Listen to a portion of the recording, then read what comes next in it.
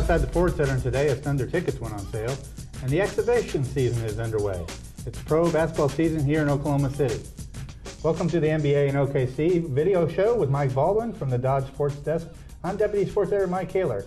Joining me today to talk about the NBA is Mike Baldwin. Mike, let's get around to the big news of the NBA, and that's the league came out with its version of the Mitchell Report, which said that Tim Donaghy acted alone in, affecting the outcome of the games, basically. Does this close the issue with the NBA now that this report's come out, or is this going to simmer for a little while? Well, different than steroids, it's not a hot button topic that you hear on the radio, people talking about it at church or at work all the time. But what it did is more than close the door, I think it opened the door that what we wrote about and some of the people were buzzing about is a lot of NBA teams, Mark Cuban's known to be doing this a lot, complain about certain officials take baggage from previous games and carry it over to the next time they call that team a certain player, a certain team. And what little the report looked into this, they said, we don't think so, but we need to look at it more. Well, now they've hired a guy to do a statistical analysis from the last 4 years of guys that called games with certain teams. Let's see if anything pops up. They bring some Army general retired to come in to run the referees, and they say, now we're going to monitor it closely and tell our referees about it. So I think if nothing else, it did prove that Donaghy probably was the only one that was involved with gamblers, which is a big no-no and could have really taken the sport down. But what it also did, though, was open the door to that there is a lot of bickering and whining and working officials and all that. And the crazy part is Stern last week basically, can we all just hold hands and get along and quit whining about the officiating? And forget about this for a little while. And so I think it is going to help make a better ref-free product, I think, in the long run, even though that wasn't the intention of the report. But you're right, that it's something that Cuban's been talking about for a little while, and he even did, I think, he ran his own numbers and said, well, when this guy calls our game, we get this many more fouls and everything like that. Is that just kind of a natural thing out of basketball, though? I mean, you see it's the same small groups kind of with each other all the time. Well, I think part of it's just human nature. I mean, it's a baseball home plate umpire that occasionally kicks a guy out, or he accused him of a white strike zone. It's somebody you work with at the office. It's hard to just say yesterday was yesterday, today's today. But officials, umpires, referees, they're supposed to let yesterday be yesterday and call today's game exactly fairly. So part of it is how realistic is it for human nature not to get involved, but for the NBA to look into it, I think it'll at least curb this a little bit. All right, we mentioned this at the top, and that was the ticket sales over at the Ford Center. On Tuesday morning, individual game tickets went on sale. You talked to some of the people who were lined up. Does it look like those are going to go pretty quick, too? Well, we didn't know for sure at this taping whether they're all going to go the very first day, but we do know the Celtics, LeBron James and the Cavs, all those guys, they went really quickly the first hour or so, and so that's a sign that they're all going to go. It'll come down to whether people want to settle for the Timberwolves or settle for the Grizzlies and those. How long will that take? Does that take 1 day, 2 days? But there's no question, I think this arena is going to be sold out all season long. And the one thing I did find out is I thought people would be a little more disappointed that the Cavs game went quickly, and by the time they got in line between online, phone, and down at the box office, those tickets were gone. But I think a lot of people went in with a realistic view, knowing that only 1,000 to 1,500 went on sale. And we're hearing they also gave some of the season ticket waiting people first shot yesterday in advance, which was only fair too. So maybe some of those people get to see some of the marquee games. But it's a sign this arena is probably going to be borderline sellout all year long. It's just a question of when. They're still working on group sales and a couple other things. But if this season is basically sold out, it's going to be, that in itself is going to create a lot of excitement around town. Oh yeah, I'm sure people are just going up and saying, what do you got? At some point, just so they can get in the building. Some people were excited that, my wife loves Yao Ming, we got Houston. Some people, I got some of the last Phoenix Suns with Nash, and some of them are depending on what teams. They hadn't trickled down to Memphis and Minnesota and some of those yet. But, a lot of people were glad just to get tickets, and they said that's the reason they went down there the first day, is they knew day 2, 3, and 4, there may not be any left. All right, let's talk about another big news out of the league this week, and that's the announcement that the NBA wants to put instant replay into certain situations. The teams are voting on it.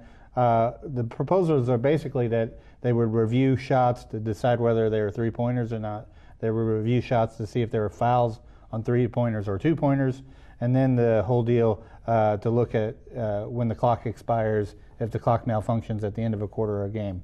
Do you think that this is something that we're going to see eventually in the NBA, and that is this a good move for the league to make? We probably will see it. We've seen it in every other sport. I mean, football, how do you not watch a college or NFL game and it's a real close call and it either goes for or against your team? You're like, well, they're going to go look at it in the booth anyway. Baseball's finally even come around on the home run ball. I mean, I think it's just the modern technology. The only thing you hate is if it really slows down a game. So just don't abuse it. Don't every three-pointer. I mean, late in quarters with the shot clock and game clock, those are big issues. You need to use those. Any of these replay rules on any sport is just do not abuse it. All right, finally, this is something that we even talked about today around the office. John Hollinger from ESPN came out today and wrote a story about James Posey, the guy from the Celtics who went to the Hornets, and talks about how this might get the Hornets over the hump. They'll be a legitimate title contender. I know that you like the Hornets' chances this year.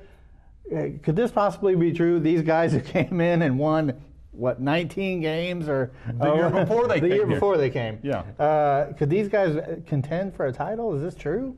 Without question, they can contend for a title, and we're going to have our preseason predictions in the Sunday before the season comes out. Don't be surprised if I'm the guy out on the limb by himself that says they might win the whole thing this year. I'm still debating, but I'm leaning towards Hornets over Celtics in the finals. I mean, they were last year Game 7 at home away from being San Antonio to play the Lakers. Only finished one game behind the Lakers for home court advantage in the West last year. I think Posey is that last missing link. And also remember they had a rookie out of Kansas last year that played a minor role that I think will play a little bigger role off the bench this year. That it is kind of crazy, isn't it? The team that was here and we were just going to watch them and have fun with them, we saw them get pretty good. And then when they left town, they got real good. And I think they're definitely one of the 4 or 5 teams that could win it all this year, no doubt. Well, I'm just being funny because I picked them to go to the finals last year.